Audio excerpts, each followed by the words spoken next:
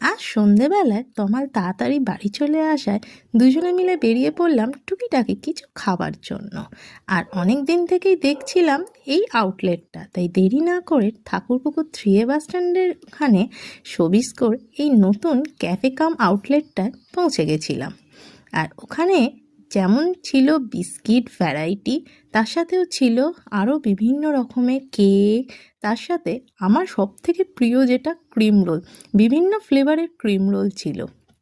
আর ছিল snacks, puff, burger আর pastry, বিভিন্ন ধরনের পেস্ট্রি ছিল যেটা আমার খুবই প্রিয়।